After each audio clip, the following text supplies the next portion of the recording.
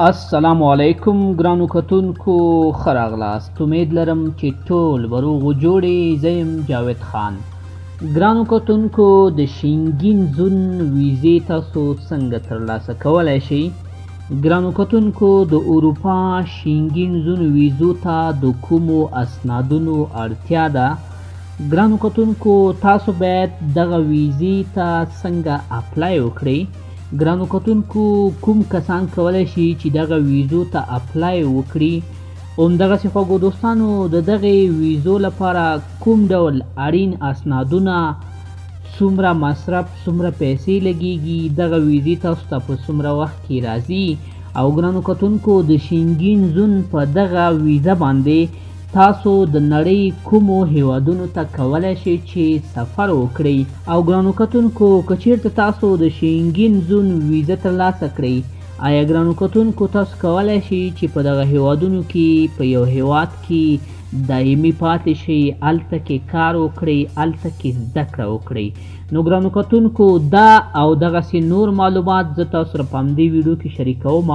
خو مخکې له دې نه خوږو دوستانو چې د مکملې ویډیو په طرف لاړ شو، که چیرې تاسو زمونږ دغه یوټیوب چینل ته نوي یاستئ، مهرباني وکړئ چینل ځان سره سبسکرایب کړئ. نو ګرانو کتونکو راځو او ګورو چې موږ د شینګین ویزه څنګه ترلاسه کولی شو.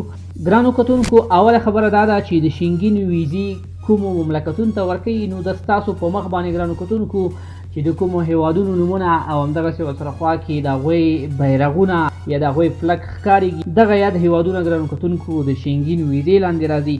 که چیرې تاسو د شینګین ویزه واخلئ، دغه ټول هیوادونو ته تاسو کولی شئ د سیاحت یا چکر لپاره لاړ شئ. ګرانو کتونکو راځو د شینګین ویزې لپاره کوم ریکوایرمنټ دي، کوم ضرورتونه دي، تاسو دغه ویزې څنګه ترلاسه کولی شئ؟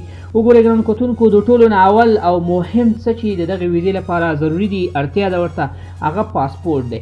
تاسو باید یو پاسپورټ ولرئ. پاسپورټ کې 6 میاشتې وخت وي او ګرانو کتونکو ستاسو په پاسپورټ کې کم نه کم 2 خالي ورقې وي چې په یو ورقه کې ګرانو کتونکو تاسو ته ویزه لګولی کېږي او په بله ورقه کې ګرانو کتونکو تاسو ته د دخولي او د خروجي ټاپه وهلی کېږي.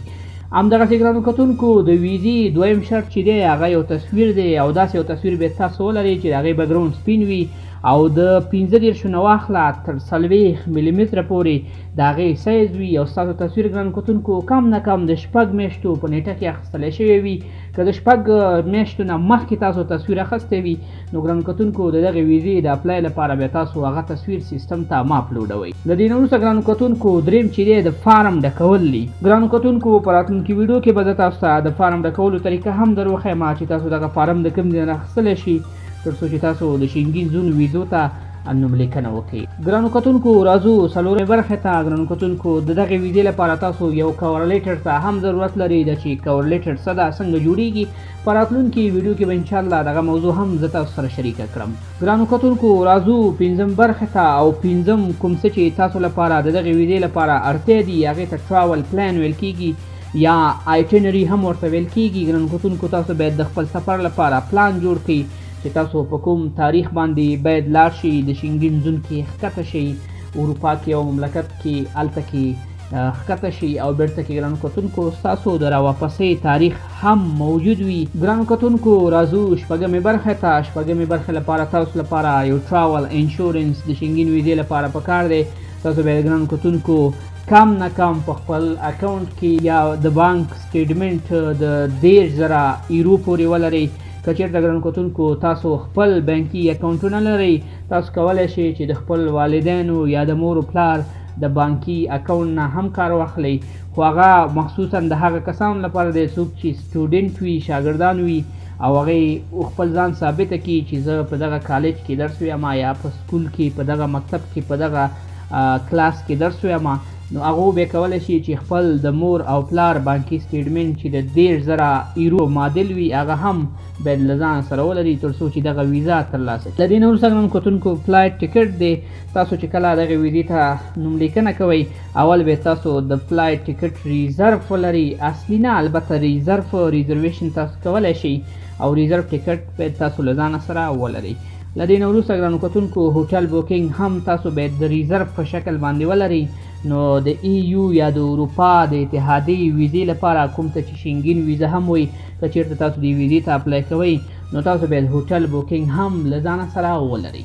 له دې نه وروسته ګرانو کتونکو فاینانشل ډاکومنټ که چیرته تاسو ځینې د تجارت یا مالی اسنادونه له ځانه سره ولرئ نو تاسو سره ستاسو د ویزې په راتلو کې مرسته کوي. که ویې نه لرئ ګرانو کتونکو نه هم شرط چې دی دا لازمي نه دی. له دې نه وروسته ګرانو کتونکو ویزا فیس دی.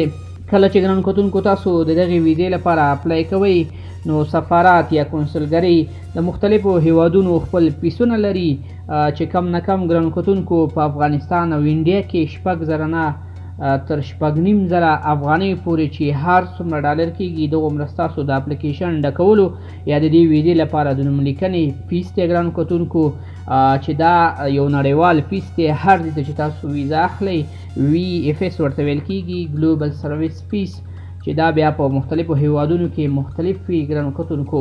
او دغه ویزه تاسو کولی شئ د 10 نه واخله تر 15 کاري ورځو کې ترلاسه کړئ ګرانو کتونکو. دغه ویزې ته تاسو آنلاین نوملیکنه کوئ او ګرانو کتونکو دا چې د دې ویزې لپاره به نوملیکنه څنګه کېږي په راتلونکي ویډیو کې انشاءالله د تاسو سره شریکوم چې تاسو به نوملیکنه څنګه کوئ، فورمه به یې څنګه ډکوئ ګرانو کتونکو.